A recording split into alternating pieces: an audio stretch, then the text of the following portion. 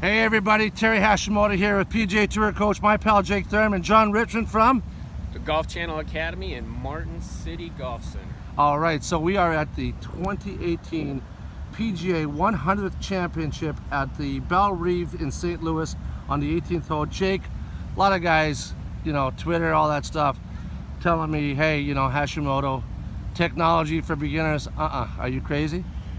They're absolutely nuts. You know what I find with those instructors is they don't want to use it themselves, and that's why they don't want to use it on beginners. I can't imagine a doctor not wanting to take a look at an x-ray.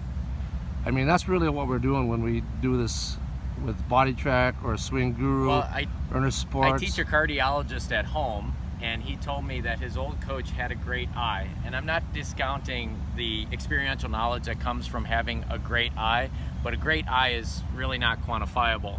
So I told him, I go, Doc, what are you a doctor of? He said, a cardiologist. And I go, I'm sure you've been doing this a long time. I'm sure you're great, but I'm going to need the EKG. Yeah, absolutely. Sorry. So I thought because of this, these comments I'm hearing now and then, not a lot, but just from the odd guy. Right. I thought today, if you wouldn't mind sharing with us what you've learned about the key pressure points with any pressure mat. We use BodiTrak. You've used them all.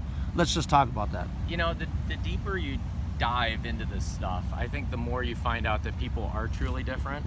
But with that said, there's a lot of commonalities that they all share. And if 99% of the PGA Tour is doing it, I've always wanted to know what they all do. I'm not interested in the different style points here, because something that they all do is what we all need to do. So in terms of key pressure points, it really just starts at address. So let's set up JR into their proper positions at address. Okay. So he's going to get set up. We're going to use the multi-stick here as a golf club. I didn't bring my clubs. I didn't shoot enough 65s to be in this event. So anyways, what we find is that everybody, in terms of their pressure, favors their lead side. It's usually around 55%, somewhere in there, but they all favor pressure to the lead side at address. So pressure point number one. That's the modern way of the golfers set up is 55-60 on the lead side.